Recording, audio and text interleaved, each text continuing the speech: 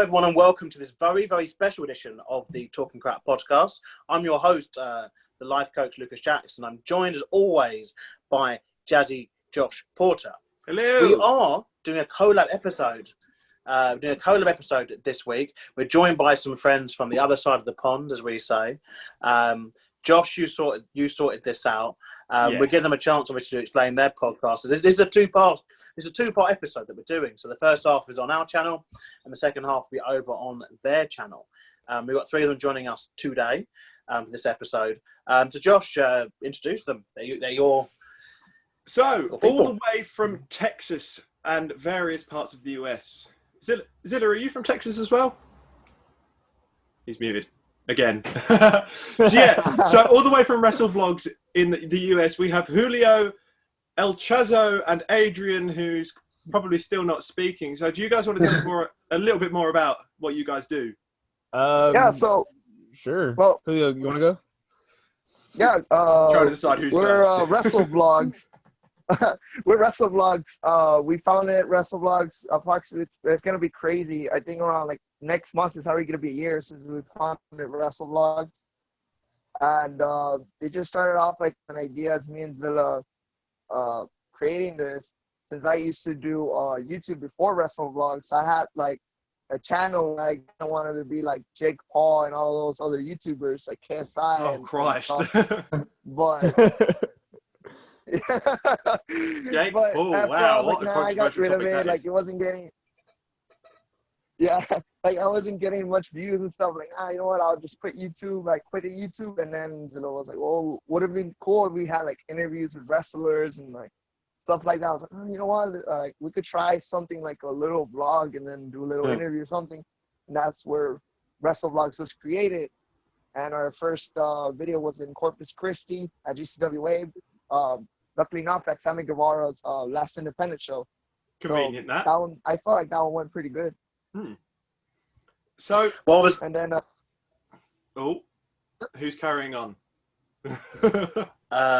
Yeah, I was gonna say. Well, obviously, you've got a lot of content on your channel, and we'll leave some descriptions. Obviously, what you guys do. Link in the description. On our channel. Link in the description and stuff. But yeah, you're on the Talking Crap podcast now, and so we do things a bit differently. We talk about and this two-part episode. The way we're covering. On this episode, we're going to cover some British wrestling and some strong style stuff, or strong style as a whole, and we're also going to talk about some hardcore. Yeah, Lucas. Indeed. If you're going to tell us what we're doing, you've got to say it properly. It's the world of wrestling. Indeed, it is the world of wrestling. It's a two-part episode. I was going to get to that. I had to jump the gun.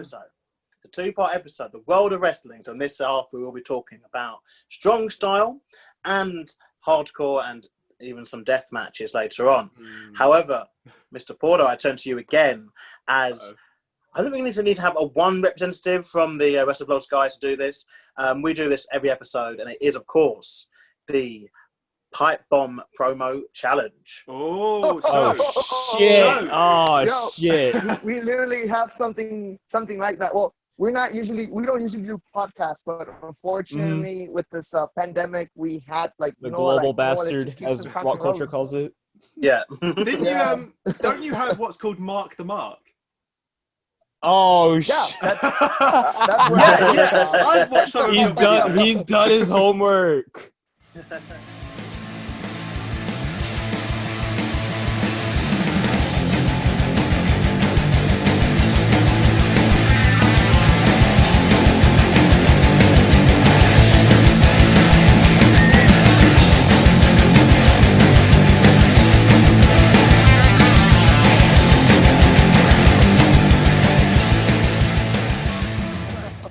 To get on with it, Pipe Bomb Promo Challenge is pretty simple. I need a representative from Wrestle Vlogs. Any of you.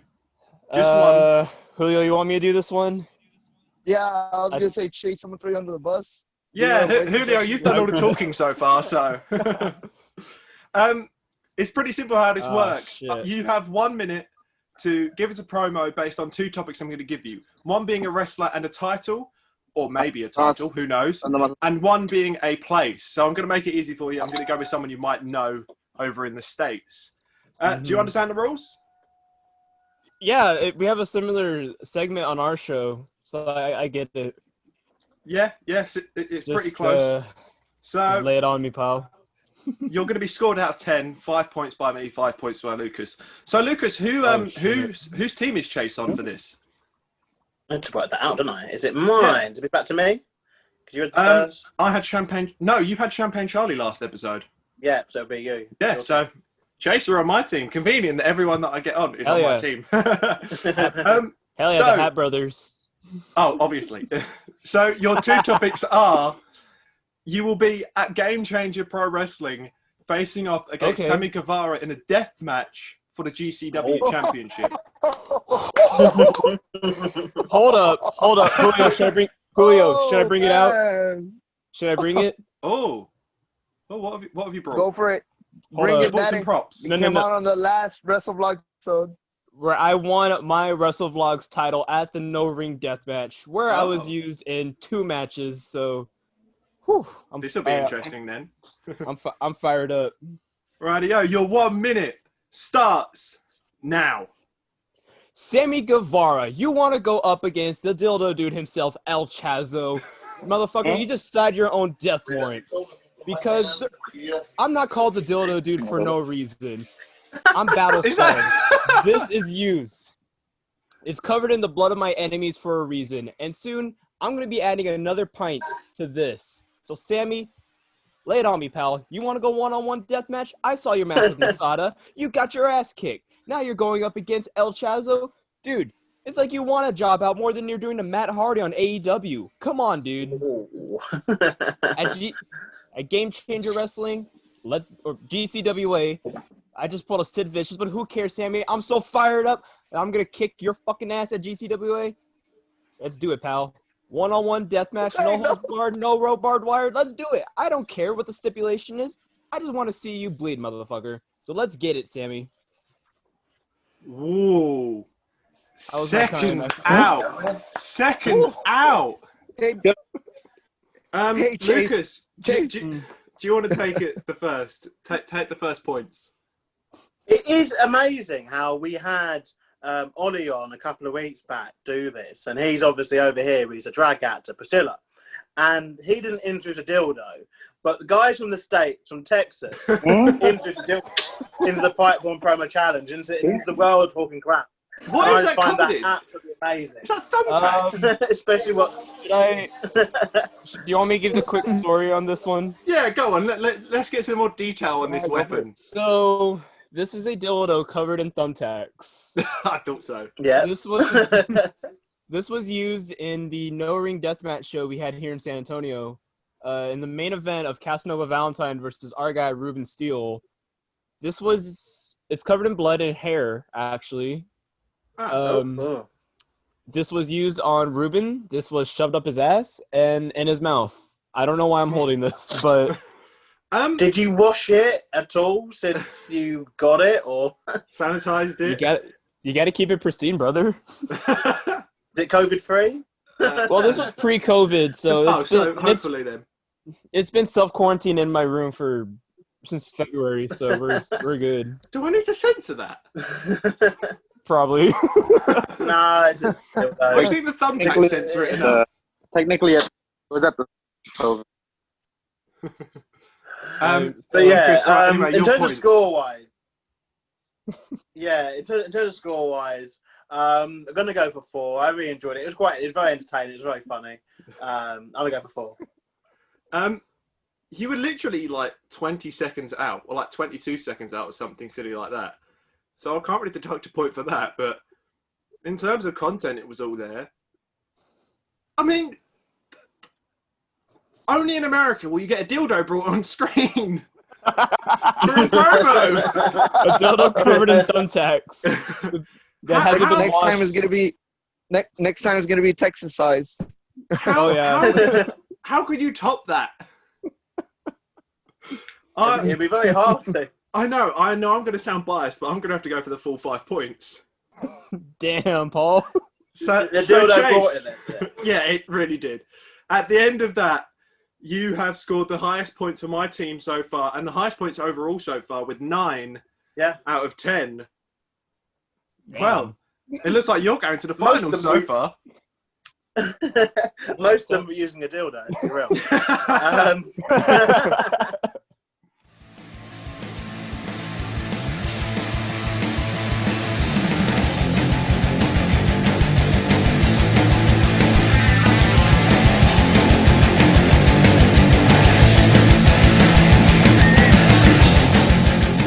Oh, But look, dear. I mean, well, that's part of the promo out of the way.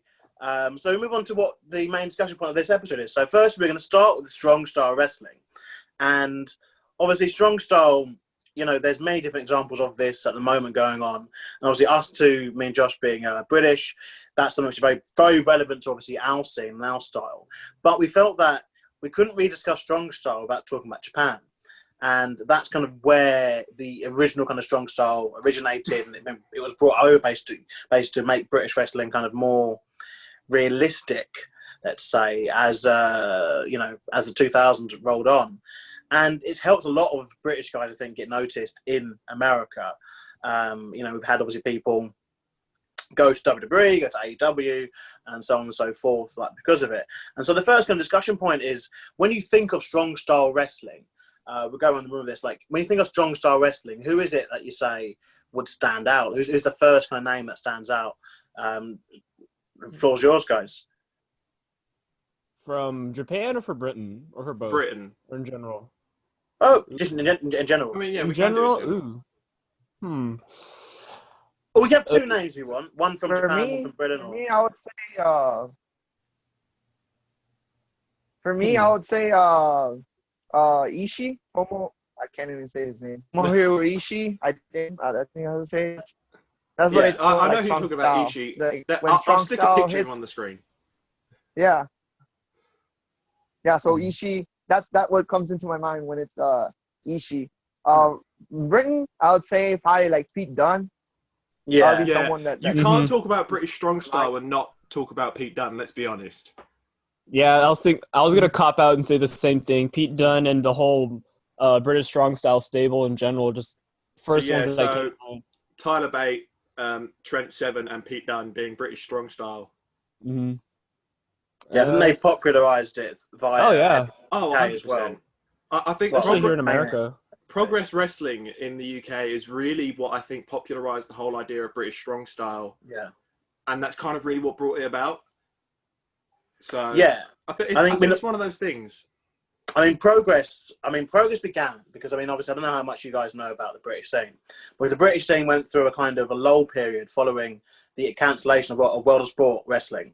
And things what people don't know is that World of Sport Wrestling, World of Sport was a TV show, and wrestling happened to be a sport as part of the show. But it was cancelled in 86 or 87, I believe. Yeah.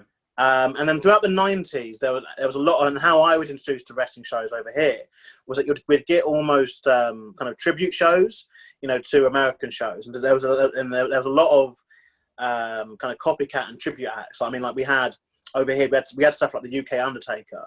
We had like UK Rey Mysterio, UK like British Bulldogs, even though they were British anyway, but you know, like our own version of What that. I find funny is they were actually mainly Canadian. They were part Yeah. British. Well, yeah. I mean, but yeah, we had a lot of that go on. And the business as a whole had a lull period, I'd argue, for the 90s, where there wasn't really an identity to it. Progress started in 2011, I want to say, and just changed the game. Changed the game as they realised that there was this kind of connection between people who, because they were music promoters, they were selling tickets to rock concerts, hence where you get the whole punk rock pro wrestling slogan from them. And I think they realised that the same guys who would go and watch insert name of metal band here, it's not my scene, I've got a Sonic t-shirt on, for fuck's sake. They would see that people who would pay to see like metal and rock concerts would come in wearing old WWE / British wrestlers merchandise, and realise that there must be a correlation between the two. And so you flash forward to them running kind of nightclubs, and it gave the shows a different feel. And what you kind of got is in the 90s and the early 2000s, that shows were still very much kind of what we call over here holiday camp. I think you guys had the same over there. in America, but holiday camp shows, they're very much like for a family audience. Everything's kind of played safe. Like it's not as hard hitting or as real, in Benny years, because we are talking about pro wrestling here. And so I think the in more intense style, it fit the older crowd that was coming through at the time. And so Progress was really what birthed kind of what we're at now. And so obviously Pete Dunne, and many others kind of came through Progress and that kind of model. I think the first kind of guys like to make it kind of probably your kind of way, who I'd think would kind of recommend would kind of be part of this kind of newer movement would be people like Desmond Wolfe. Even though he's more of a technical wrestler, he still is, basically towards the end of his career, was doing some of the stronger style stuff. And I think the popularity of Japanese wrestling, hence why I want to connect these two together. Popularity of Japanese wrestling is what obviously helped bring it out. So my question to you is, like, going to them again, like, who were the first kind of people that you saw in America kind of come over and do, or even see from American wrestlers who have adopted the strong style kind of a wrestling? Going around the room again. Shit, that's a really, really good question. Really good question. You clearly weren't prepared for. I was like, whoa. Because there isn't really much of a strong style here in America. I mean, yeah, there's quite a few people. One name I could think of, like, out of my mind is a Texas talent, Aaron Mercer. That's probably someone I could think of, but in general, I can't really think of anyone unless, like, if you mention a name, they'll be like, oh yeah, that'll be him. But out of my head, I can't really know who else does it. It's not. I wouldn't say it's not popular, but it's just not common as it is in Britain to see someone practicing strong style here in America, especially here in Texas. Because we're more southern, so we have more like lucha stuff. It's especially not common for us to see it, but other than just here and there, we're like like Julio brought up a good Texas talent, Aaron Mercer, who's the guy who really comes to mind with only does like the straight strong style stuff. Someone I could picture being quite a strong style competitor. He's worked over in the UK a few times, and if you look at the WWE Network, his picture is on at least one of all of the new indie shows on there, because you got Progress, Evolve, WXW, etc. on there now. But Timothy Thatcher, I'd say, is quite a strong style wrestler. He takes that hard hitting style of maybe GCW and mixes it with the strong style and just has this weird technical blend of just punch you in the mouth and smile technique. He's the kind of American or Canadian, I don't know where he's from, that would use this strong style as well. I mean, you've got people like Cassius Ohno as well. Yeah, because he's worked a lot in Britain. Yeah, Cassius Ohno, again, Chris Hero, like, he's obviously, he wrestled a lot in Britain, which obviously has probably helped him adopt that style. But I think he's definitely one of those where you wouldn't necessarily want to take a chop or a big boot from him. He's definitely one of those where he's benefited from obviously being what we used to be known as a journeyman, really. Obviously, he did stay in WWE for a long time. He was before that and is now, again, he's been released, a journeyman, and he travelled around the world doing that kind of style. It's interesting that you mentioned that, guys, that obviously, and it's something we're obviously going to touch upon more, obviously, in your own episode about the lucha stuff. Would you argue that perhaps that's more of a location-based? Like, if you were to go to, like, maybe a show in, like, let's say New York or Chicago, or kind of like a non-Mexican or non-lucha-based kind of state, do you reckon the experience will be different at a show? Because I guess, like, there's more opportunity for obviously other styles to obviously branch out there. Yeah, I agree. Because everywhere it's kind of different, really, like in the world in general. I feel like the more like northern you go, the more it's like the more like Canadian-based style of wrestling. Like you brought up New York. New York is very close to Canada, so I think, granted I haven't been to a show in New York, so I couldn't tell you, but I imagine it would be the more, like Heart Dungeon-esque style of wrestling. Technical style. There we go. I had like shoot wrestling. my mind. Yeah, exactly.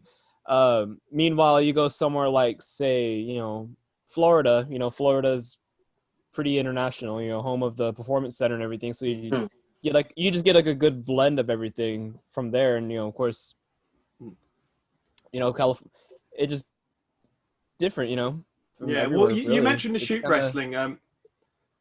The thing with shoot wrestling is there are certain people that can really blend shoot wrestling with every other style really well. It's one of those styles that it's like a base, and then you throw other things on top of it, and it'll just be a perfect blend. So if you look at Chris Benoit and Chris Jericho, they were really good at taking shoot wrestling and adding lucha style to it. I think it's one of those styles that work really well with other things. I think the belief, for sure. yeah, I think if you can do something for real, then you can make it work. And I think some of the best workers have been able to do that. And obviously Benoit obviously didn't really go into lucha stuff, but he definitely went into like a lot of the kind of realistic kind of wrestling, and was very good at the wrestling moves. I think like the suplexes and the strikes. I guess strikes, like we touched on now, because strikes is what I've always seen. And I think you guys too feel the same, as that's like kind of like the de facto. The strikes are stiff. That's kind of strong style wrestling. Yeah. And I'd argue that America have had a lot of those guys, particularly like in the territory days and even into the 90s Match Era days. Because I mean, someone like RBD, he blended stiff kicks with high flying offense and hardcore stuff. Even people like Mick Foley, he was a brawler. Vader, you knew you got punched by him. Went a bit crazy in the last few years, trying to get in Hall of Fame and stuff. But he back in the day, he was someone who, when you was given a match with, and you were told you're going to be having a punch exchange with him, you weren't doing the punches like to your hand. You were getting punched. There was some weight behind it. JBL, not another famous one, but not being just stiff with strikes. Brock Lesnar, again, even though he's got the amateur basis to him. So I'd argue that striking is very key to it, and it's kind of always been there in American kind of wrestling, and it blends quite well into strong style. But I think some of the more strong style stuff as well is obviously seeing Pete Dunne, who, no disrespect to him, but the guy is probably about 5'6", barely 200 pounds or so, but he's able to do the bitter end on pretty much everyone. Guys the size of Walter and even bigger. Walter is another one, a European guy, don't get me wrong, but he's one who I'd guess would stick out definitely on a mainstream thing, being like a strong style. I mean, do you guys enjoy strong style then? We say it's popular over there, we're getting more popular. Well, do you want to start off? Yeah, it's popular. It was I don't know if you guys remember last year. New Japan came into to Dallas for the G1 tournament, and it was a good turnaround for the New Japan. People will see the New Japan stars, and you can tell people love New Japan, love strong style. I seen like some people seem to enjoy it. I enjoy it myself. I enjoy the technical stuff, the thing that makes it more realistic. That's the stuff that I really enjoy watching. I love New Japan. I'm a New Japan fan. I just love how everything goes. I love how there isn't that much story. There is, but you don't really see it. No, the story with Japanese, The thing with Japanese wrestling is they're not story based. There's no theatrics there. The story they tell is in the ring, with their perseverance and their heart. Mm-hmm. Mm-hmm. Yeah, perfect. Probably like a perfect example would be Okada and Omega. Their story was 100%. Through every match they had. That was pretty much their story going through. Yeah, I'd be scared to get in the ring with Omega, because he's got all of those styles combined. So you're like, what am I going to get hit with today? Yeah, he has everything under his pocket, from lucha, strong style, American, everything. Yeah, so Chase, same question to you then. I do enjoy strong style. I really do. I'll admit I'm more of like I'm a lucha fan through and through, but I do appreciate and I do really love strong style. I do enjoy it, mainly because every time I look at it, I cringe a little bit. Like, for example, when I see like Pete Dunne like bending someone's fingers back and then stepping on it, you get a loud like ugh, for me. I say hate Because you know that would really suck if that actually happened. Oh yeah, yeah. Like I've had my finger jammed and like have it bent back, so like I know how that feels. And to have all of them bent back and then stepped on, and it's like, God, motherfucker, that's gotta hurt. You know, but another, yeah, like I'm sorry, you can go on. Another one that I feel like we also kind of mentioned was someone who's really popular here in America, Marty Scurll. You know, oh, the villain. Ah, yes, the villain. I haven't seen him since British Boot Camp. Saying that as I look at my Marty Scurll autograph on my wall. But yeah, no, like, he's the one that really got me into that into British strong style. Along with of course Pete Dunne, watching NXT UK, but seeing it live is a whole different feel than just seeing it on TV. Because Marty Scurll was in the US a lot longer than Pete Dunne, I think. Because Pete Dunne was really only recognised on US TV because of NXT UK. Yeah. And, whereas Marty Scurll was there from TNA, British Boot Camp, and then obviously when he failed, he went all through kind of Ring of Honor in the indie scenes in America. If I followed his career correctly. No. Yeah, that's correct. He started at the place that we both train at, the place that I own and run. Quite a lot. Weirdly enough, quite a lot of famous WWE wrestlers and TNA wrestlers have at some point come through our doors. Yeah, Wade Barrett, Nick Aldis / Magnus, Will Ospreay. Will Ospreay, briefly. But Will Ospreay won't tell you that. No, he won't. But there's proof. But I mean, there's proof. That's all I need to know. And yeah, basically, interesting. You mentioned Marty Scurll there, though, and you mentioned about the bend the fingers back and it making you cringe. And this is something British strong style. It developed from going back to our World of Sport days. So I don't know if you're familiar with the term catch as catch can. But catch as catch can is what was promoted during the World of Sport era, during the era, where kayfabe was basically adhered to strictly, and people believed and bought that every week two men had a fight, essentially, in a ring, and it was real. And so catch as catch can wrestling developed from the fact that, well, there was a count, obviously, for if you was to do like a move, like a scoop slam, and your opponent was down, the referee was instructed to count the person down.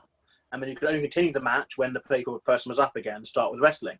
So catch as catch can was a way of basically inventing a way of continuing the action. So that's where you got stuff like your snapmare into a rest hold, your arm drag holding the arm, and then, reversing it to something else. So don't get too technical. That's where it started. But also catch as catch can was good at finding the things that in everyday life, we all know hurt. And we know we can relate to it as an audience, and if we can relate to it as an audience, then the crowd will come. And so British strong style, even though it's elevated now, that's what Pete Dunne is doing. He's doing the finger bend because he knows that everyone at some point has, caught their hand somewhere and had their fingers bent back and felt that, and so he wants you to feel it through his in-ring work. And I mean, strong style, I guess, like, it's interesting. I mean, especially from you, Chaz, that, obviously you're very attached to Lucha, which when we do get to your episode, I'll have some comments to make, because I think that they are kind of at polar opposite ends of the spectrum of wrestling. Because whereas I think that Lucha is very, very theatrical, and this is not me being detrimental to it at all. As a style, which is very theatrical and very, in the nicest possible way, it's very unrealistic. Whereas British strong style is obviously very, very intense and realistic. So they're two opposite spectrums kind of things. And it's interesting that, WWE and it's only some they've obviously brought in the last few years, particularly with some of the guys, being there, but it seems they still want people to work their style more so than the strong style. But yeah, look, I mean, in terms of strong style, like, I think that's kind of everything I wanted to say on that. Our next topic is going to be about some of the hardcore and deathmatch stuff, which obviously will fit into the promo. We've mentioned a lot about British wrestling, and we've not really mentioned much about Japanese, which is really, I think, the home, not necessarily the home, but strong style wrestling is really what popularized Japanese wrestling. And to be fair, in Japan, wrestling has been around for years, but majority of Japanese wrestlers that first started out never wrestled in Japan because Japan didn't care. They were too busy watching sumo and baseball. That is not a stereotype. I've researched this. Genuinely, they were more interested in sumo wrestling and baseball than they were in wrestling. Is. Yeah. Majority of the original Japanese wrestlers wrestled in America. And then when they came back, they're like, they don't like American wrestling. So it wasn't until 1951, after World War II, when Japanese style of wrestling really took off. And I'm just going to mention a few names that maybe no one knows, but it's pretty much thanks to the help of someone called Ricky Dozan, who I've probably butchered the name of, but he really capitalized on like the anti-American sentiment that they held in Japan back then after World War II. So you'd have fans just crowding around their TV sets, just watching him defeat American opponents week in, week out, because that's what people liked.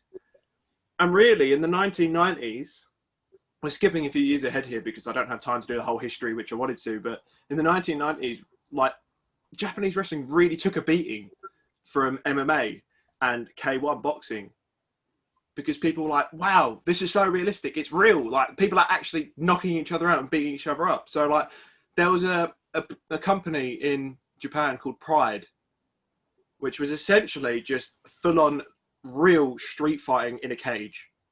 Not wrestling street fights, actual street fights. People just beating the shit out of each other. Like, there were no rules. But if you look at wrestling today and look at what it was back then, what do you guys kind of take on the idea of the fact that Japanese wrestling really didn't come about until the 50s because of World War II? Like, what do you guys take from that?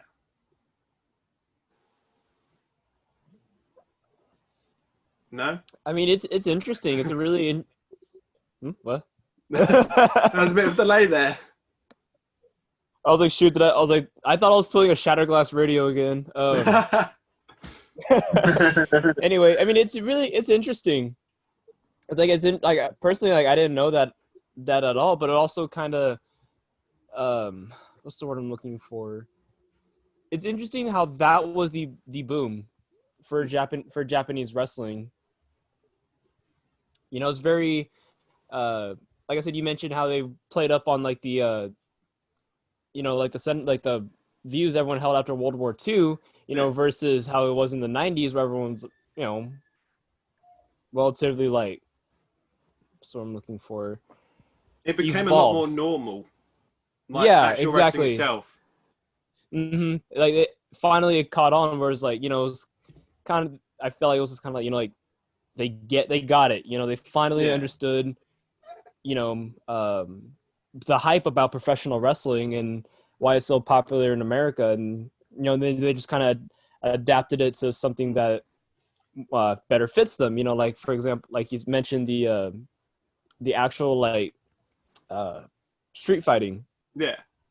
You know, because MMA obviously back then had no rules, so it was essentially a street fight in a cage with no weapons. Right, and of course we all know like how big martial arts is over there in Asia in general. So I feel like at some point it would have been like a natural fit for professional wrestling to have some sort of boom. You know, how much, you know, emphasis they put on, rephrase, love they have for martial arts, and you know how you know they love entertainment pretty much. Yeah, well, the thing with so in Japan, the predominant style is what is called Rezu. Probably screwed that up again, but so essentially that term became really popular with the English-speaking fans, because obviously it was something they could actually say as opposed to everything else. But the distinction between Japanese wrestling and American wrestling was really the psychology behind it, and like the presentation. It was seen as a legit fight. It wasn't just a theatrical wrestling match. Like, they thought it was real. Like, if we're ignoring kayfabe, like, there was no kayfabe there. There were no gimmicks. There was no stories. The stories they told were in the ring. and everything that they did. It's they just a brought large through. extent, though. Yeah, but the thing with Japanese strong style is majority of Japanese wrestlers had some form of understanding or basic knowledge of martial arts. So Yeah. everything was stiff. Like, they didn't care. They will punch you in the mouth.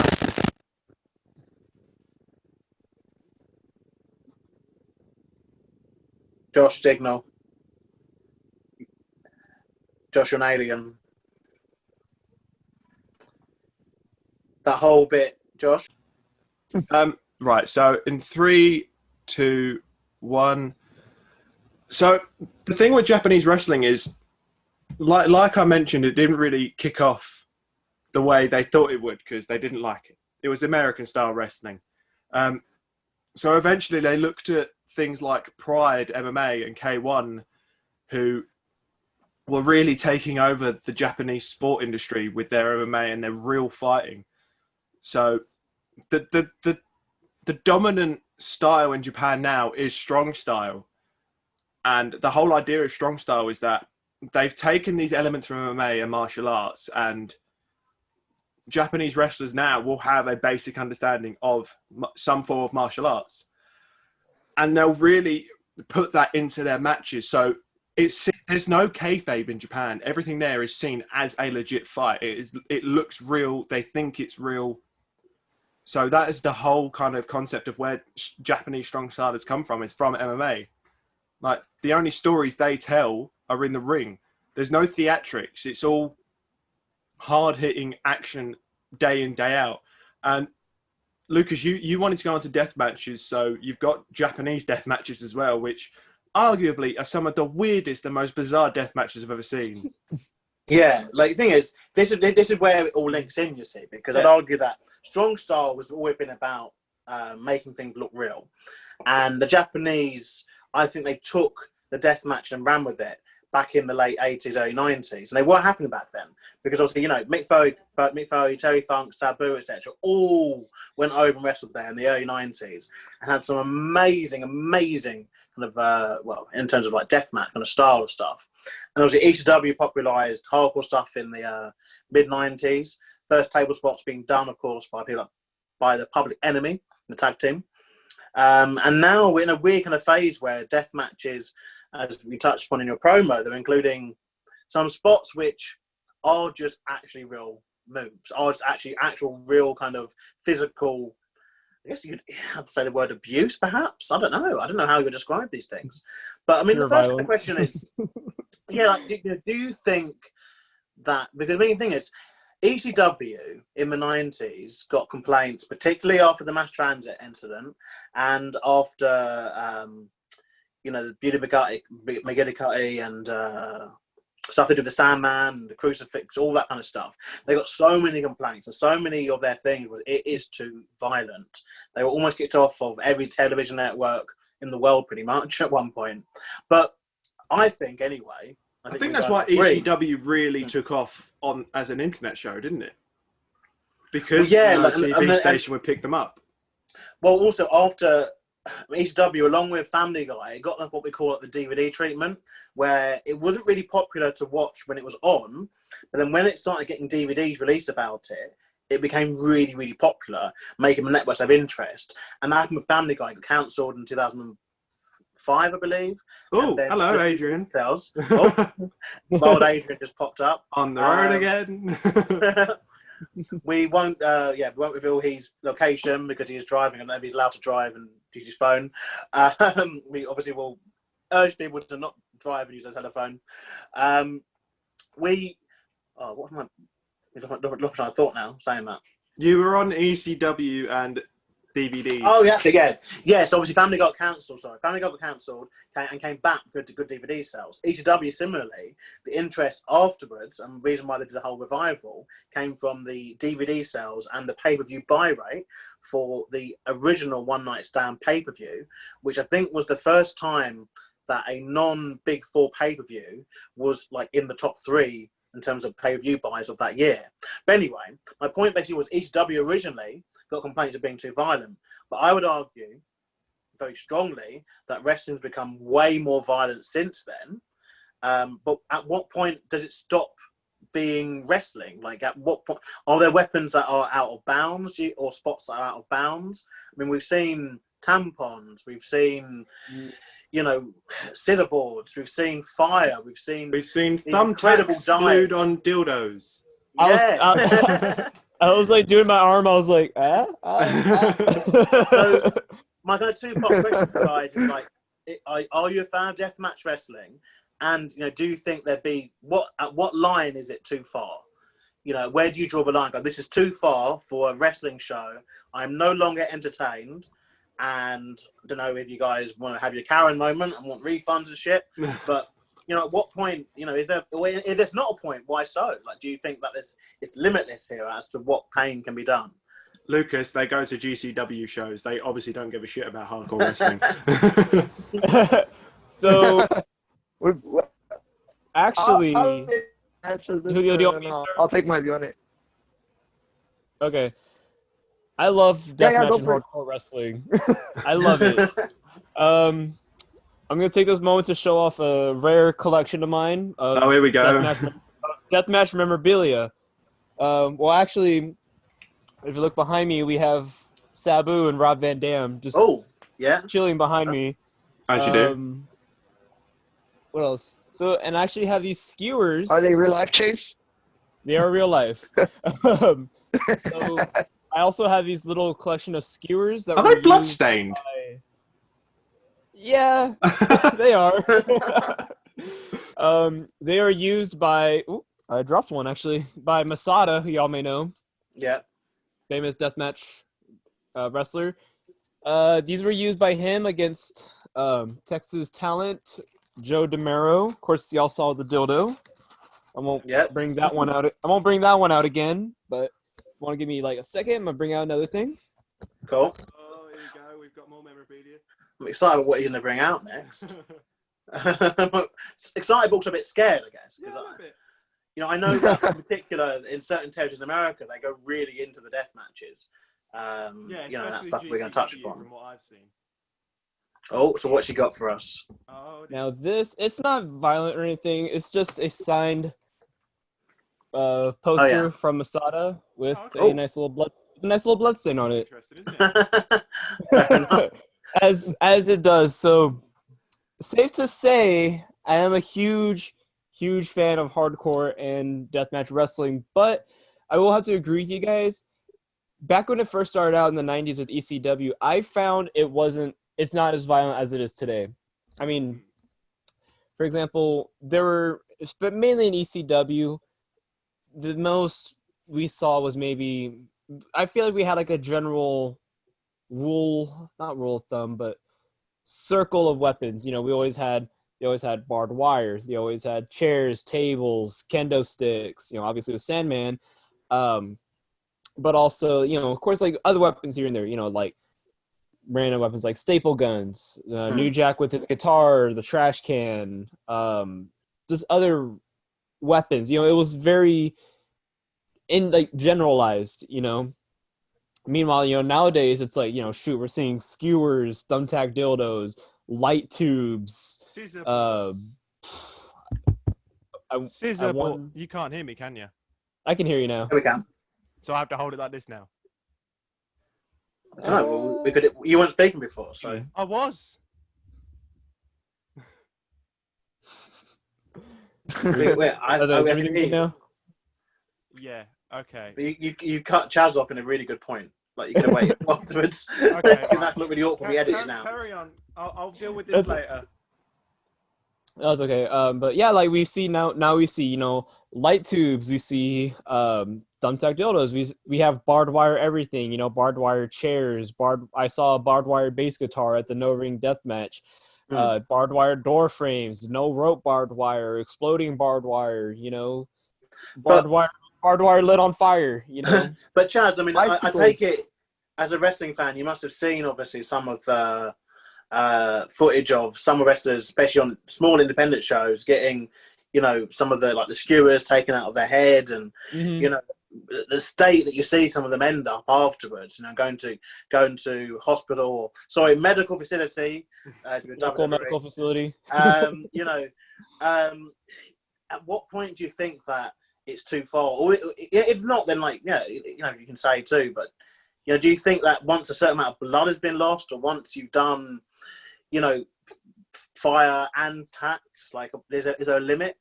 There is a limit, and I say when it starts becoming distasteful. Now, I say that I remember there's a video of the specific spot where I want to say it was Juggalo Championship Wrestling, I think, where they had a guy and he got scissors stabbed through his tongue. Oh, yeah. At that point, I'm like, that's not, even as a deathmatch fan, I'm like, that's where I will personally draw the line. Like, that's not even wrestling at that point. That's just distasteful. Granted, again, thumbtack dildos may not be tasteful, but in this, I feel like it all depends, like, in the situation of the match. For example, we have Game Changer Wrestling's Tournament of Survival.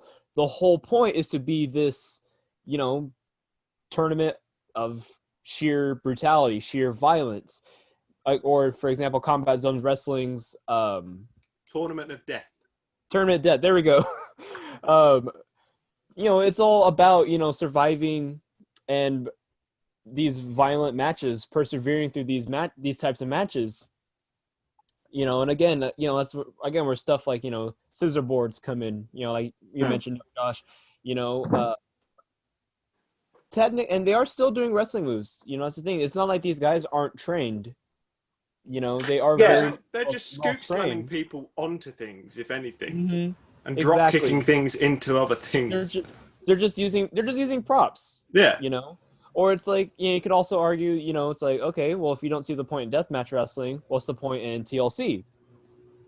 What's the point in say street fights, no DQ matches, last man standing? It's like at that point, it's like, where do you draw that line?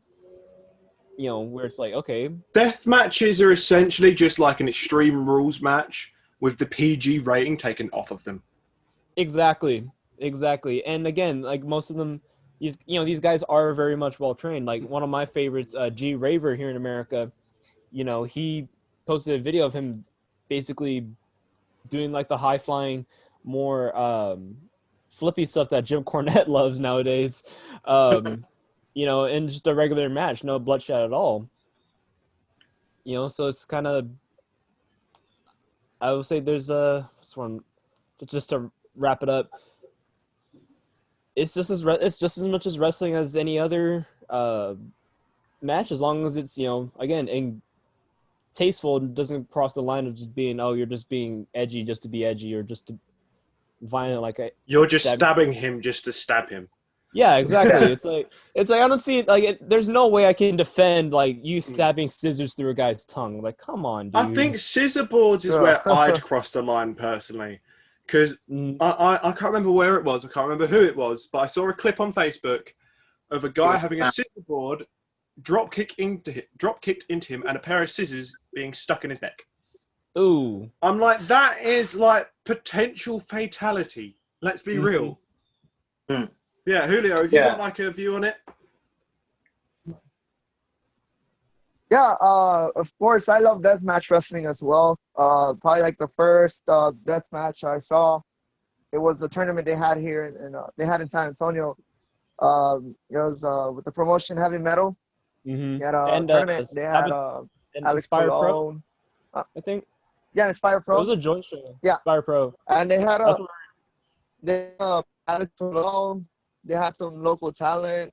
Masada. And that was my first, I knew about deathmatch wrestling. I was starting getting into it. I was looking at it, and that was my first live experience of a deathmatch show, and I liked it. I fell in love with it. I was like, wow, this is extreme, but not at a level that I'm used to seeing it. But I was like, this is pretty cool. There is some that go first technical and then just build it up out of nowhere like that. And I have some memorabilia too, but they're probably in my car. I don't want to go right now, but I often take pictures, so I'll just put them up. one of my very special memorabilia I have is a chair. It was used during the match. Masada asked for it, and then I gave him a chair. And then I think he like suplexed someone on it, Dimitri Alexandrov on it. And I wanted to get it signed, but I never got it signed until January when he came down to right here in our region in the Rio Grande Valley. I told him, hey man, sorry at the deathmatch show. I was gonna actually do an interview with him. So, but before I told him, hey, you want to sign me the chair? He's like, yeah, and he signed it off, and I have it there in my car. Some blood stains, but that's probably like my favorite memorabilia of it. And then since y'all mentioned like deathmatch and Japanese deathmatch as well, probably last week, there's this store called S2E5 where it's pretty much like they sell like DVDs and stuff and CDs, and it's kind of like an entertainment store. So I was looking around just for like movies, and then I don't know where I stumbled into FMW DVD.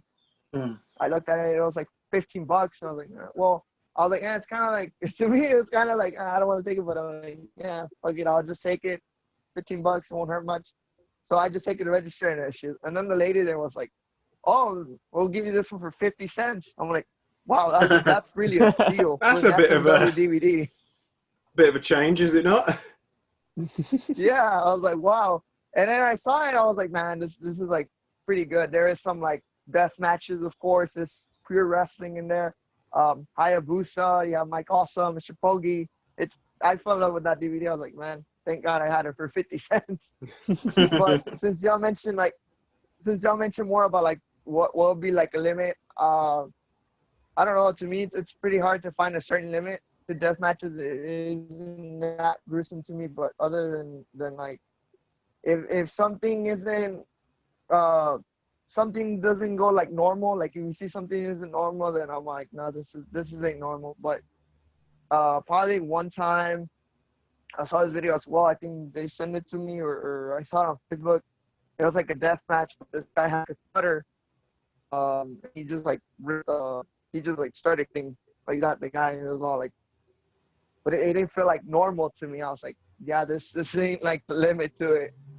But yeah, there's certain limits in death matches, but to me, I don't see much of a limit unless I like see it or see it personally. That's when I know, like, no, this ain't it. Yeah, I mean, I've seen it as like with death matches, because of the way they're advertised and marketed, it is kind of like we almost as fans have to enter a secret agreement of like, we've agreed that this is a death match and that there are things that will happen that are going to be extreme and not normal. You know, and especially because they're in promotions usually which do cater towards the over 18 market, so they're not obviously a market at children.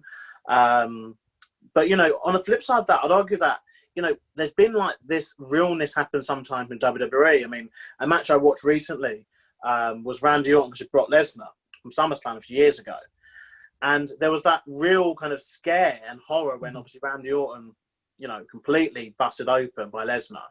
And, you know, there's still debate. Again, I don't know what happened. I don't know what happened there, but, like, it is like, you know, was that meant to happen? Was it meant to be that bad? Like, it did look nasty, and we felt it. And even that was in a PG company. But I've always seen it as death matches personally are done nowadays more and more increasingly to kind of just up what's happened previously. And similar with ladder matches in the sense that, your ladder matches, obviously, they peaked very early. I think deathmatch stuff peaked very early too, because we have to remember, you know, barbed wire, no ropes, you know, tacks. Barbed wire ropes. Everything, barbed wire ropes, all the rest. That's been around since the early 90s. And the same thing with ladder matches. You know, Edge speared Jeff Hardy off a ladder in, like, 2001. And we're now in 2020 and having to see people do Canadians off ladders and God knows what else. And the same they're constantly trying to adapt with hardcore style of wrestling, trying to one up what someone's done before. For example, a Canadian destroyer off of a ladder, or a sunset flip through another ladder. Yeah. It's going to get to a point where there's not much else you can do. Yeah, and that's where I'm at the moment. I'm like, once you've seen scissor boards, and once you've seen, which I feel is probably one of the most cruel kind of things. And it's those sticks they put in their heaads, those ones. Oh, the skewers. Oh, the skewers.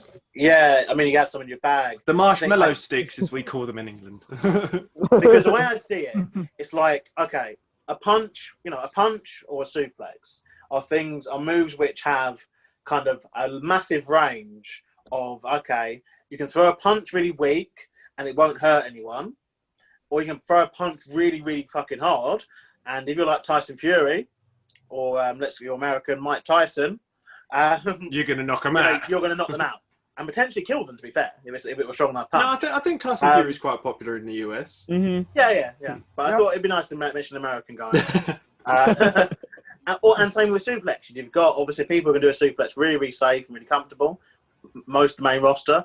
Then you've got people like Lesnar who just want to throw people about and end up. Lesnar is still stuck in his college wrestling days, where he's just throwing people around because he can. But I mean, in terms of deathmatch wrestling, though, like, is it something which only certain promotions get away with? Would you argue? And would you argue that the fan base for it is potentially already being catered for by the promotion that exists for it? Like, there's no need really for a mainstream. I guess if it went mainstream, it couldn't go mainstream, could it? Because you need family audience as part of it. Yeah, there's too many limitations, I think, with TV. They wouldn't let certain stuff happen. Yeah. So basically the question, though, is, like, do you think that it's well covered, by the promotions that exist already, guys? Are they insured? Not about insurance. Like, do you think the audience is being catered to, like, well enough? Mm-hmm. I feel like it is. I mean, we have many promotions, all over the world. We have, past and present, Frontier Martial Arts, Big Japan Pro Wrestling, Game Changer Wrestling here in America, Combat Zone Wrestling, or, to kind of shout out you guys on the other side of the pond, Insane Championship Wrestling. Yeah. ICW in Scotland. Yes, sir. It's like... Also on the WWE Network. Surprisingly. Yeah. But, it's... But going back, it's global, also think about, we have global stars in every country that do death matches. For example, here in America, of course, I'm a little biased. We can name off a few. We say Masada, John Zandig. Thrax, is that one? Who? From GCW. Thrax. Schlack. Schlack, that's it, not Thrax. Actually, I was actually gonna wear my Schlack shirt for this interview. I've seen he's taken quite a big uprising recently. Yeah, he has. Him and another one, Nick Gage too. Yeah. Of course, we have our Japanese guys. Like Mr. Pogo, Onita, Jun Kasai. And of course, I don't think you've got Moxley, who Moxley too. Moxley, because before Moxley was WWE or AEW, he was Combat Zone Wrestling. Like, he was having matches with the Brain Damage and people like that. I'm not going to say the other guy I thought of, because I just realised he's probably got a quite racist name. They got... I mean, the thing is, Moxley got a lot of heat, didn't he, for his unrestricted or unsanctioned match he had with Omega. Yeah. And obviously that was with AEW, which obviously is pushing for a more adult audience, definitely than the WWE. Well, AEW does seem to be more of an adult audience than WWE. Yeah, but even that audience did say that, we felt that, it's like, ooh. Potentially it is too much. Yeah, and that's something I wanted to point out too. It's like, could it go mainstream? I believe it. Not that it shouldn't, but it can't. For example, like we had the whole match with Omega and Moxley in the Sanction match. They pulled out a bunch of traditional deathmatch weapons. Like the barbed wire bat. The glass. I remember Kenny brought out an ice pick at one point. Yeah. Of course, they had the barbed wire net. And a lot of not so much the fans, but it was like I think it was the Maryland Sports Commission themselves gave them a bunch of shit for that, because didn't TNT tell them off as well? I think so. So it's kind of TNT didn't want them to re-air any clips of the match. So they had to do that weird kind of still photos and mesh of stuff that WWE often do when stuff like that happens. So it was very much told to them, do not do that again, in the nicest possible way. You know, and of course, you know, like I said, those are very like on big, you know, that was on pay-per-view. You know, AEW is on TNT. You know, almost every home in America has TNT. You know, they're very well in the mainstream. I mean, hell, you can buy like AEW toys out here in Walmart. There's like a Walmart in every city here in America. Meanwhile, say, you know, you go to the average wrestling fan and it's like, hey, do you know, like, have you seen, I don't know, say the newest Combat Zone Wrestling? You know, either you're going to get, what the hell's Combat Zone Wrestling, or no, you know, like. Is Combat Zone Wrestling more of an internet? They're more, and a lot of the company. deathmatch promotions are more internet based in general. You know, like they have, I know CZW, they have their own. They're kind of like, it's kind of like their own net, like WWE Network. It's called CZW Studios, where you basically pay however much a month and you get the whole library with it. You know. So I feel like it's gonna be. It's more. It's still, no matter what, it's always gonna be like a real niche interest, a real niche market.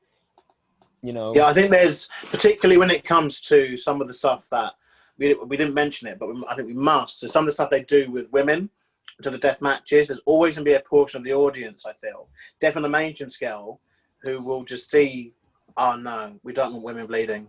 We don't want man on woman action, which obviously does happen often in deathmatch promotions, where you do get women having hardcore matches and women having hardcore matches against men, which obviously it's kind of mixing all the no-nos that WWE have kind of established throughout the years, you know, with this. Julia, I know obviously, we had a bit of technical problems. Anything else that you would touch upon? We're talking about deathmatch wrestling. Would it become a mainstream thing, or should it become a mainstream thing? You know, in the wrestling world. I think it already is. At one point, it already. I feel like it's already a mainstream thing. I feel like more people are into it than it was before. Now in this time, like, let's say back when I started watching wrestling again, there wasn't much of like talk between deathmatch. It was more talk about the Young Bucks and ROH and New Japan. Now in this time, more like in 2019, 2020, it's more relevant now. It's more, I feel like it's more mainstream, more people know about it, more people talk about it, and but at some point it should be a little bit more. But everywhere around the world, they have their different, there's a way that people are going to know about it. So like, for example, I knew about it through online, but then personally I saw that show in Mexico. There's Zona 23, which is like brutal hardcore wrestling. As well as, like I mentioned, Japan, a bunch of places. But I feel like that deathmatch wrestling's already been mainstream than before, than what it used to be. Yeah, I think it's definitely having its, let's say, revival, I guess, because it was popular before and it's now popular again. And obviously, with mainstream promotion pushing it, I think, well, at least trying to push it, I think it's something which will obviously increase. I mean, but look, that's been Strong Style and hardcore wrestling. On the next episode, which will be on your guys' channel, we're talking about Lucha Libre, Mexican stuff, and of course American, which I know it's hard, but we can't really obviously escape American wrestling because, you know, it's where the central everything is. We look forward to obviously discussing that with you guys, obviously on your channel on the next episode. Until then, you know, we have been the Talking Crap podcast. Wrestle the Vlogs. life coach Lucas Jackson. Don't be wrong. I'll be joined, of course, by Jazzy Josh Porter and our friends from Wrestle Vlogs. We had Zilla at one point. He's Carl made an appearance in the episode. I don't think he did though. For a split second. And Tulio for joining us. And until then, stay safe, everyone, and we'll see you on the other side. Take it easy.